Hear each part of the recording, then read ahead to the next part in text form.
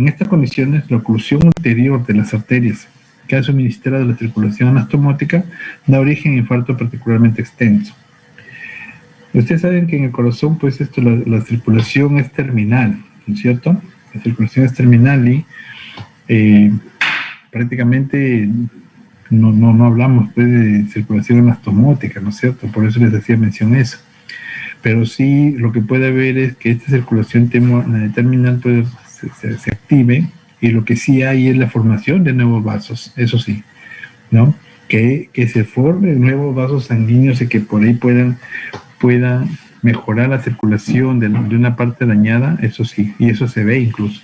Se ve en las zonas de infarto antiguo donde vemos que el tejido miocárdico ha sido reemplazado por tejido fibroso, pero la condición de este tejido fibroso para que siga funcionando el tejido que está alrededor, el miocardio que está alrededor, ocurren dos cosas: que va a haber una mayor formación de vasos sanguíneos, hay una neovascularización en esa zona fibrosa, y esa neovascularización lo que hace es brindar más aporte sanguíneo al miocardio que está quedándose a trabajar por la parte dañada, ¿no? La parte dañada ya dejó de funcionar, solamente es tejido fibroso, pero la parte que se queda va a tener que sobreesforzarse, ¿no es cierto? Por eso resulta como hipertrofia miocárdica, ¿no? Sobre todo cuando hay lesión de un infarto antiguo ya con marcadas zonas de fibrosis.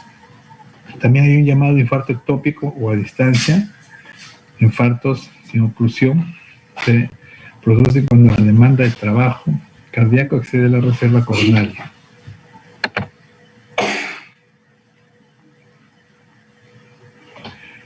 Flujo coronario normal basal es de 250 mililitros por 300 gramos de corazón, ¿no? Y puede aumentar hasta 4 veces en actividad cardíaca máxima. Y ya saben ustedes que un corazón que se llega a hipertrofiar puede incluso, hemos tenido en sala necropsias corazones de hasta 900 gramos, imagínense, casi triplicando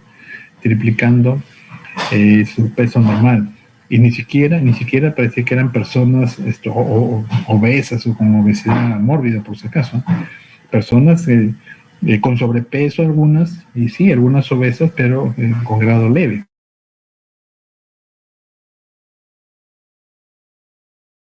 Por ahí no iba tanto. Parece que tiene que ver con lo que es la parte de la función. Así mismo hemos encontrado en pacientes caquéxicos, por ejemplo. En pacientes caquéxicos con gran cantidad de placas ateroscleróticas ateromatosas en arterias, ¿no? Cosa que a veces resulta un poco difícil de poder creer, ¿no? Más aún cuando uno recién está llevando los cursos pues, de fisiopatología o fisiología, ¿no? Entonces hay condiciones más frecuentes que reducen la reserva coronaria, son dos: la estenosis del árbol coronario, que reduce directamente el flujo, y la hipertrofia cardíaca.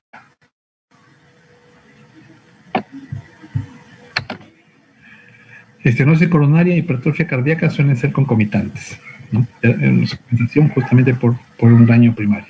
En caso de infarto sin oclusión, la estenosis de regla es acentuada, de 75% o más del lumen arterial.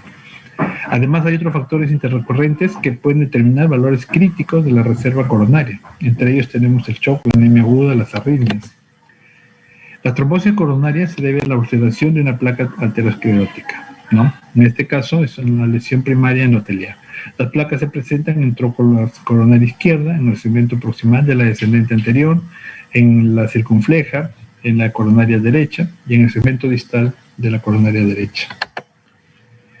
Tronco de la coronaria izquierda, segmento proximal de la descendente anterior, son los sitios más frecuentes. El compromiso de la circunfleja es el menos frecuente. Esta distribución de frecuencia de las placas ateroscleróticas corresponde a la de los infartos según el territorio comprometido. Por eso el dato es muy importante, esa parte teórica, porque cuando nosotros hacemos después el estudio de un corazón en sala de necropsias, pues ya con esa teoría vamos a buscar las zonas de mayor frecuencia, ¿no? Macroscópicamente, ¿qué es lo que vamos a ver en un infarto de miocardio? El infarto de miocardio agudo es de regla anémico, ¿no? Entonces, una anemia quiere decir una falta de sangre. Hay necrosis después de 24 horas de establecida la isquemia.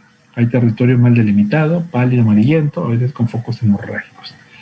En los días siguientes está claramente delimitada esta zona de infarto de contornos cartográficos con nefasta, amarillo opaca con un halo hemorrágico. Hacia cuarto día toma un tinte verdoso por la acentuada infiltración leucocitaria.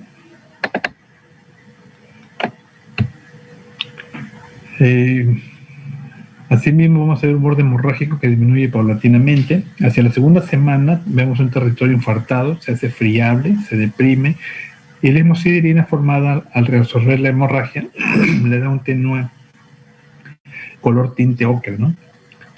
Hacia la tercera semana podemos encontrar un territorio infartado, blando, algo elástico, gelatinoso, rojizo, debido a las vasos de formación curgitados. Ojo, estamos hablando aquí ya de un paciente pues que tenía un infarto y que de repente ha estado en UCI, no está muerto todavía, ¿no? Y que después de repente muere al mes y encontramos todas estas lesiones de una tercera semana. Porque ya saben ustedes, si un paciente muere y todo empieza muere, lamentablemente pues al tercer cuarto día está todo putrefacto, ¿no? Entonces ahí no vamos a encontrar nada de esto. Por eso tengan presente eso, no se confundan. No es que en un putrefacto todavía vamos a encontrar un corazón así, no. Estamos hablando de daño, pero en pacientes que han podido sobrevivir a toda esa etapa, pero que en el momento que murió se les ha hecho estudios de necropsia, ¿no? Y se ha podido corroborar el daño. A la cuarta semana, miren, esto es lo que se ve al ojo, ¿eh?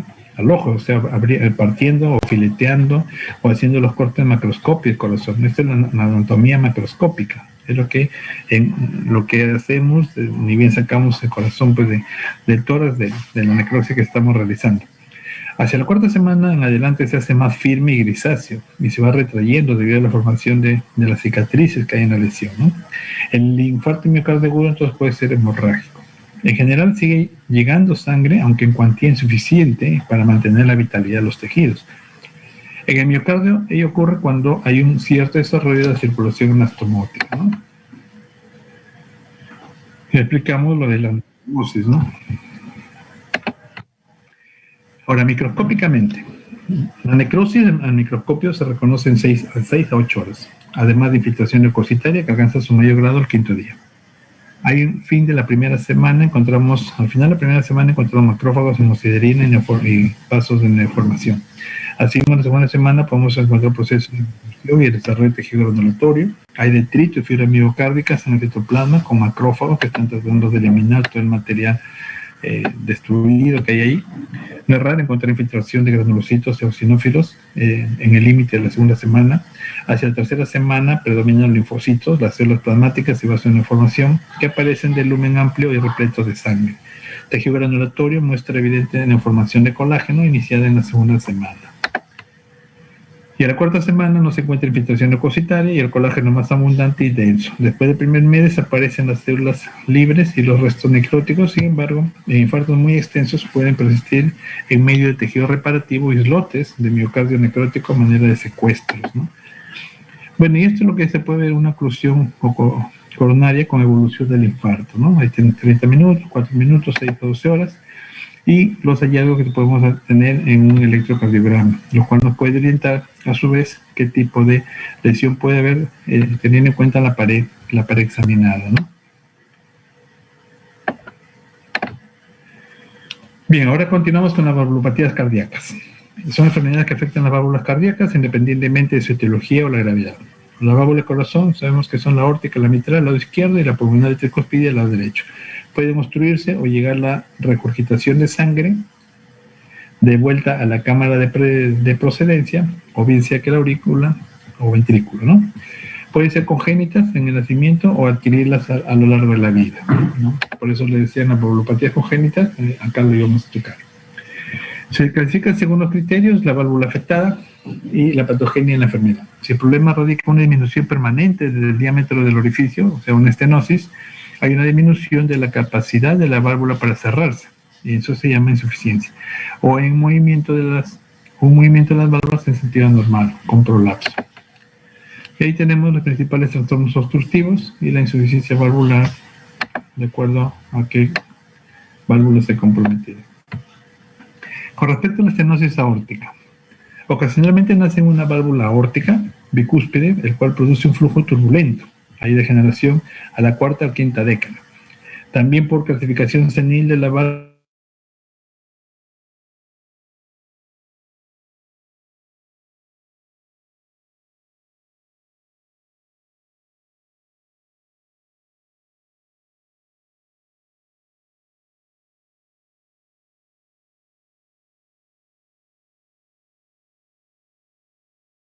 calcificación.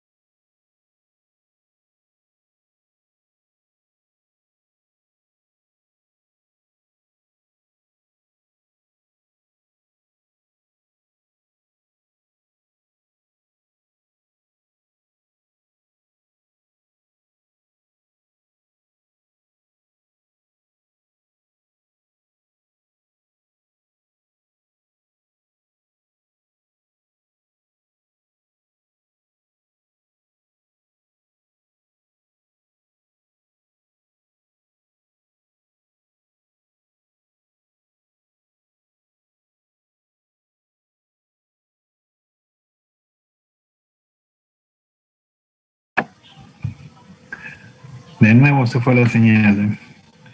¿Están ahí? ¿Pueden escuchar? Sí, doctor. Ya listo.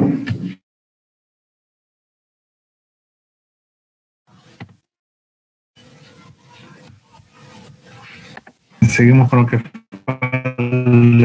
Ya terminamos. Ya falta poco.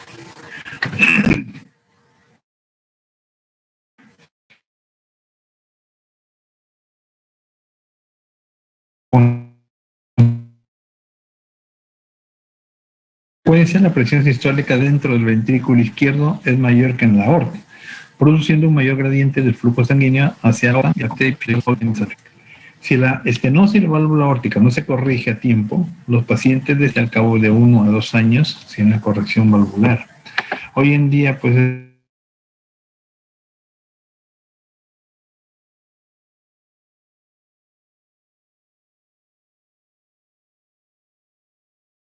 quirúrgicas con cambios valvulares ya van de cada día, ¿no?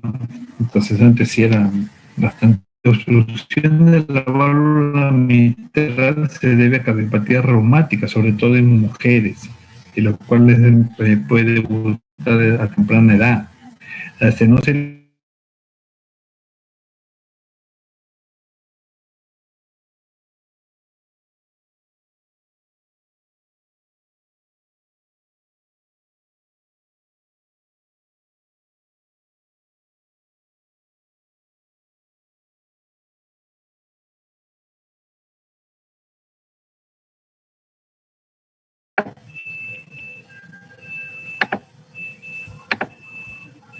conocida también como regurgitación aórtica, es un trastorno en la válvula aórtica por reflujo de sangre desde la aorta hacia el ventrículo izquierdo durante la diástole ventricular. Puede ser debida a anormalidades tanto de la válvula mitral como de la porción proximal de la aorta.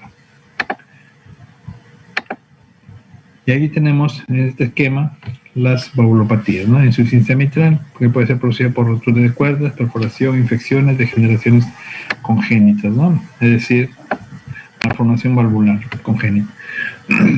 En la insuficiencia mitral, conocida como regurgitación mitral también, es un trastorno de la válvula mitral caracterizado por reflujo de sangre desde el ventrículo izquierdo a la aurícula izquierda, que se da durante la diástole.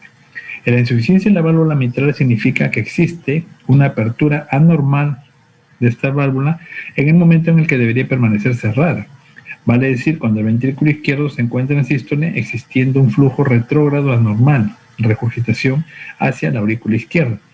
Este flujo retrógrado determina disminución del gasto cardíaco, ¿no? Porque no va a salir el mismo volumen de eyección. En la insuficiencia mitral, entonces, la aurícula izquierda durante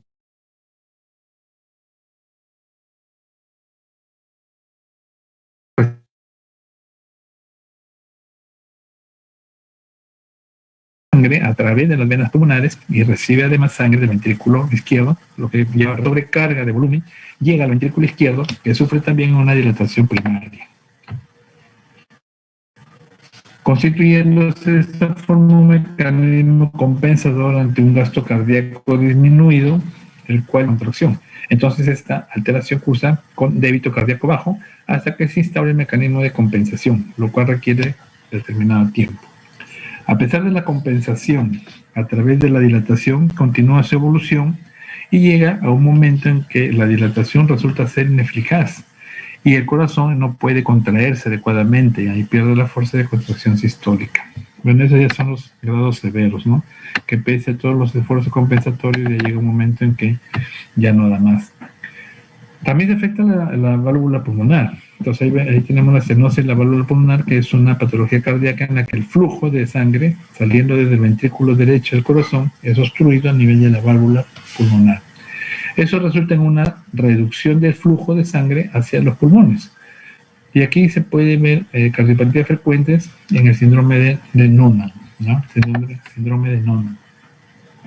En la insuficiencia pulmonar encontramos incompetencia o regurgitación. Es una valvulopatía caracterizada porque la válvula pulmonar no es lo suficientemente fuerte como para evitar el reflujo hacia el ventrículo derecho. Si es secundaria la hipertensión pulmonar, se conoce como murmullo de Graham-Stell. ¿Ya? Si es secundaria la hipertensión pulmonar, se conoce como murmullo de Graham-Stell. Y ahí tenemos la insuficiencia tricuspidia, el ventrículo derecho normal, y ahí tenemos un ventrículo derecho tanto agrandado, ¿no?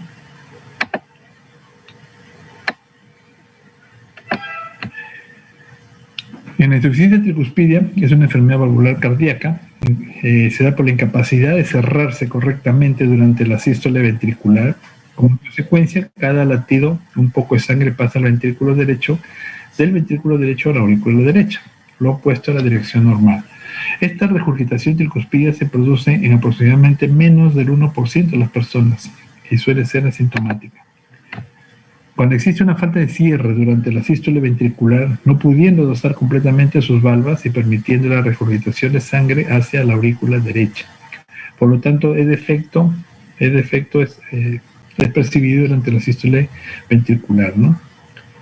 La aurícula derecha recibe sangre del territorio de las cavas y a su vez recibe el flujo retrógrado del ventrículo derecho, siendo sometida a una sobrecarga de volumen durante la diástole y se produce una dilatación primaria, ¿no? Tal como ocurrió con los ventrículos. En la insuficiencia tricuspidia vemos que el ventrículo derecho tiene un débito cardíaco bajo.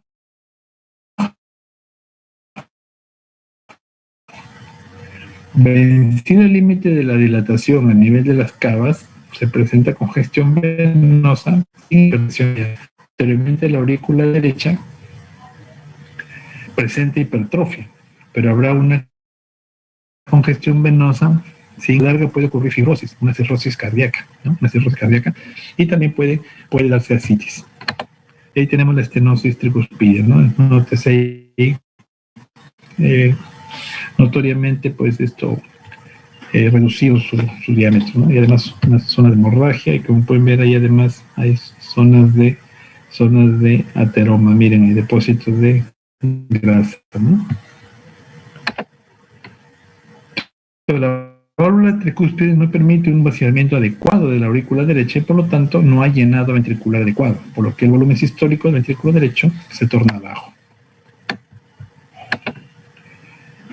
En la estenosis tricuspidea, entonces, la aurícula derecha, en estas condiciones, debe realizar un mayor trabajo al estar sometida a una sobrecarga de tensión durante la sístole. Ocurre una hipertrofia primaria que determina una contracción con mayor fuerza. Sin embargo, este sería un mecanismo adecuado siempre y cuando las venas cavas tuviesen válvulas, ¿no? En la estenosis tricuspidea, entonces, la congestión venosa de la cava superior determina pulso hepatoyugular con alteración en la circulación cerebral, lo cual lleva a un déficit intelectual y alteración afectiva del paciente, ¿no? La hipertrofia auricular por la estenosis tricuspidea va a determinar una disminución volumétrica de su cavidad, y la sangre que queda en el circuito mayor produce congestión venosa e hipertensión venosa. Esto determina dilatación venosa del territorio de las cavas, con repercusión obviamente sobre el hígado, ocurriendo congestión hepática, hepatomegalia, va a haber hipertensión portal y rebosamiento de líquido que se trasuda a través de la cápsula, ¿no? Por lo tanto, vas a encontrar ahí situaciones de ascitis incluso. Bien, ¿alguna pregunta hasta acá?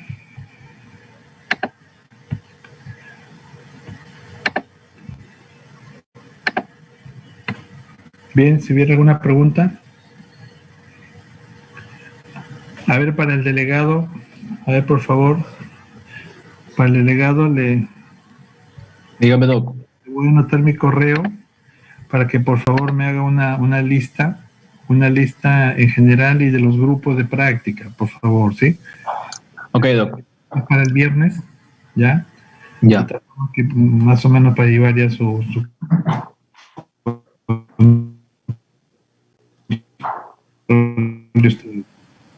aquí le voy a enviar mi correo. Ok, Doc. Es L. Zambrano, él está escribiendo.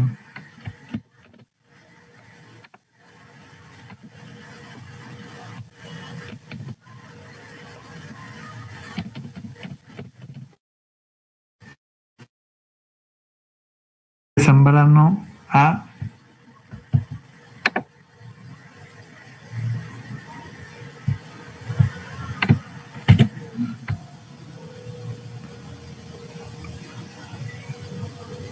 ¿Lo puede ver?